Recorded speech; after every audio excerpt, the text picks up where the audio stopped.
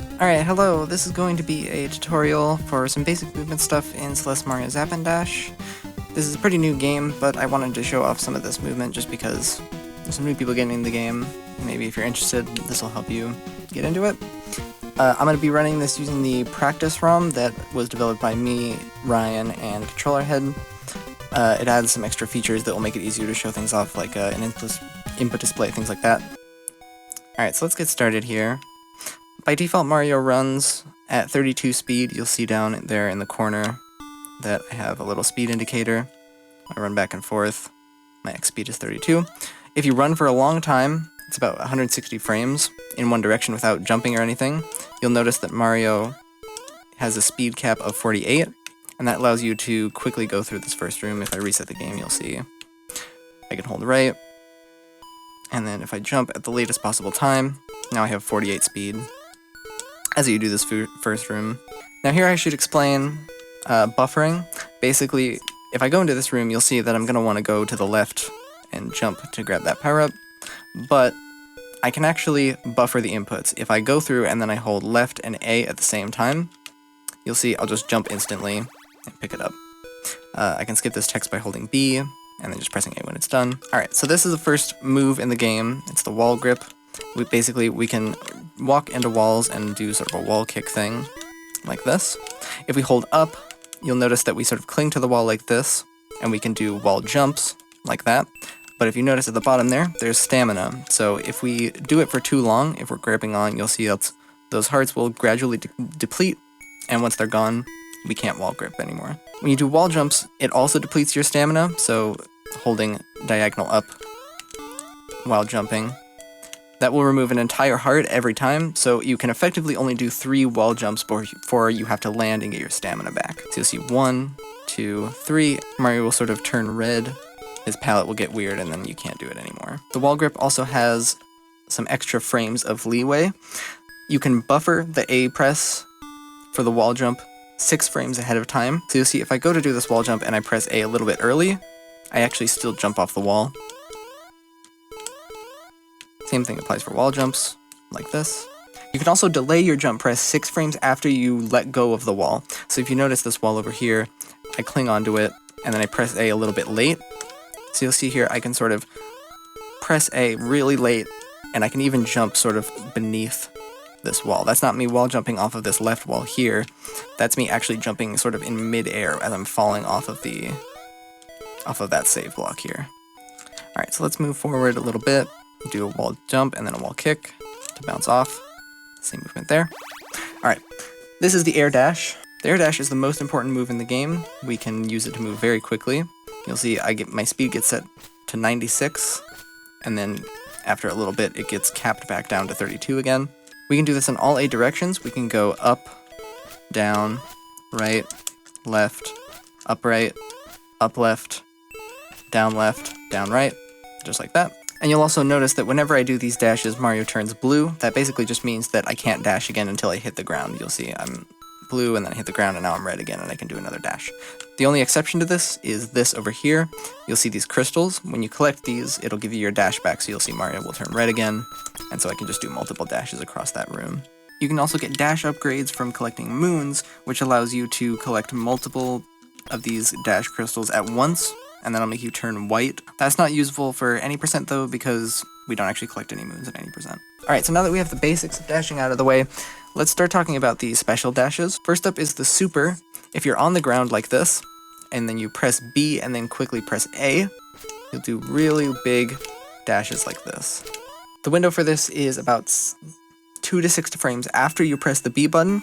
You cannot press them at the same time. You'll see Mario sort of just dashes first, or he'll do this weird thing where he just jumps in midair with blue. The powerful thing about the super is that unlike a normal dash, where I sort of slow down after a little bit, my speed gets capped back to 32 again. My speed gets set to 96 like usual, but the speed cap doesn't go away until I land again. This allows you to cross really large distances really quickly, so long as you can be in the air. There's also sort of an obscure mechanic called the quick fall, where if you do a dash and then immediately let go and press A back down and hold it, you can fall faster than normal. So this is me sort of just tapping A, and I'm getting sort of around the middle of that platform, right?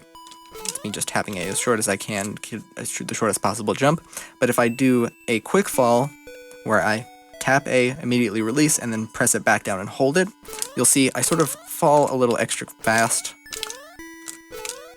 The faster I repress A, the faster I'll fall.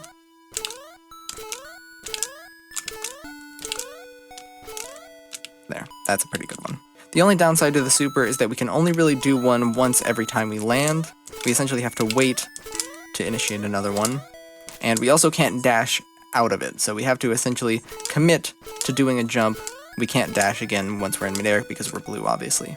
But if we need to dash again in midair with high speed, we can do what's called a hyper. If you jump in place and then do a diagonal down dash into the ground and then jump, you'll notice that I have sort of high speed for a little bit, and I can cross this gap while still having my dash. Using this, you can cross even longer distances than a normal super. This room might not be the best example, but you can go even farther. You'll notice here sometimes when I do this, I'll go really far, but sometimes it'll sort of go shorter and I won't even make the jump. The reason for this is a little weird, but I'll try to explain it.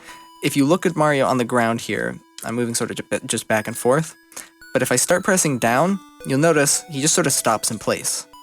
His speed ends up being capped at 0, he's no longer moving. I just quickly go down to 0. So you can see how with a hyper, where I'm touching the ground for a little bit, how that would actually decrease my speed. The effects of this aren't as drastic if you press A as soon as possible, but they are still there. You'll see Mario can slow down a lot. To avoid this, we can do what's called a hyper cancel, where we do a diagonal down dash into the ground, and then before we hit the ground and do our jump, we switch to only holding right. So you'll see I'll quickly be doing diagonal down and then switch to just right when I do the jump, and that allows me to maintain extra speed. Hyper cancels also allow us to do something special, which is called a grounded hyper, where instead of jumping and then doing a hyper that way, you can do a diagonal dash into the ground and then immediately do a hyper cancel, so switch from down right to right, and you can run along the ground with high speed, like this. You can also do a jump out of this, and it's essentially equivalent to doing a normal hyper without a cancel at all. You'll see here if I do this, it's basically the exact same jump. Hypers are generally the best way to move along flat ground. They're better than walking because you can sort of maintain that high speed for a little bit. They also have an extra little quirk, which is called a ledge cancel. Normally you'll see I'm sort of close to this ledge like this, and I do a grounded hyper and I lose all my speed when I walk off. But if I'm farther away and I do a grounded hyper, you'll see I have way more speed. I can fall down with that extra trail and everything. This effectively allows you to maintain that high horizontal speed without actually having to do a jump, which is fairly useful for going quickly, obviously. So that's supers and hypers. They're generally the best way to move horizontally. But what about vertically? Is there any way we can go faster that way? So you'll notice if I jump into this wall like this, I sort of maintain my momentum because of the wall grip. It sort of lets me glide up the wall like this. You can actually do a diagonal up dash into the wall, and that will carry even more momentum like this. From there, you can then press A to do what's called a wall bounce, where you hit the wall and effectively do a normal wall jump, but with that extra speed. All of the normal wall grip rules apply here. You can do the same thing where you buffer the A press 6 frames early, like that. You can do wall kicks instead by switching directions, and you also have 6 frames after you leave the wall to press A as well. So you'll notice if I want to do a wall bounce off of this ledge here, I can actually press it rather late. You'll notice I'm sort of not even on it anymore when I'm pressing the A button. In some cases, using that really late A press is going to be necessary for crossing large distances, so keep in mind that you can really delay that press. It's 6 frames, like I said. There's one other trick for vertical movement with dashes, and that is corner boosting. It's a little tricky, I'll try to explain, but basically, if you see how I sort of jump into the ceiling here, if I move slightly to the left, you'll notice it sort of corrects my position. I get aligned onto the wall like that, and I start doing a wall jump, even though I'm not actually holding towards the wall. And I can do a wall jump like that, right? If I just press A, you'll notice I'm not holding right at all. I'm just jumping off of it by aligning myself using that corner. You can also do this horizontally as well. You'll notice I can dash sort of low into these platforms, and it'll still push me up. So how do we actually use this? You'll notice in this room here, there's this sort of thing coming out of the ceiling. And if I try to do a wall boost, you'll notice I can't really get one, and I can't really go off this wall here no matter how hard I try.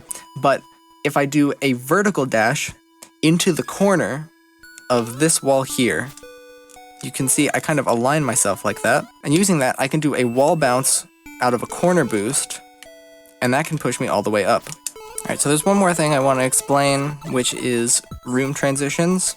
If you remember how I was talking about buffering earlier, basically you can buffer things like a jump through a room, like this. There's sort of an exception to this, which is that dashes, for whatever reason, can only be buffered when the screen fades out. So if I go through this pipe and then come back through, you'll see I can hold up and B, and I'll dash up like this.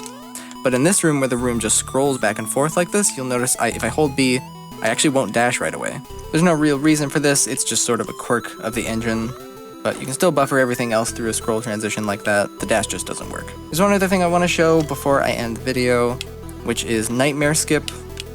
Hopefully this will be useful for new runners. In World 3 there are these dream blocks. Normally you can just dash through them like this. If you dash into these in a direction that will hit the wall, it'll actually normally kill you, right? I'll just do that and then I'll be dead, right? But if you dash into the floor, like this, and then 6 frames before you hit the floor you press the A button, you'll notice that I actually get stuck in here.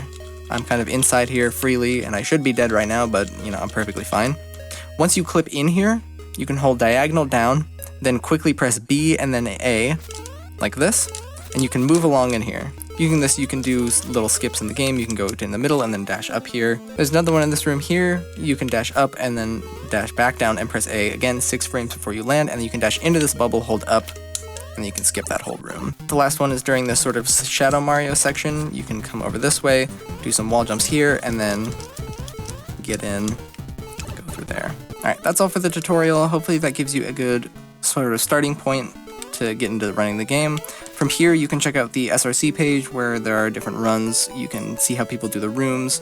Now that you sort of know just the basic moves, you can kind of hopefully understand what people are doing through each of them and try the strats out for yourself. In the description I will link the practice ROM as well as the Discord if you want to join that and talk to people who played this game. That'll be all for this video. Thanks for watching. Have fun with the game.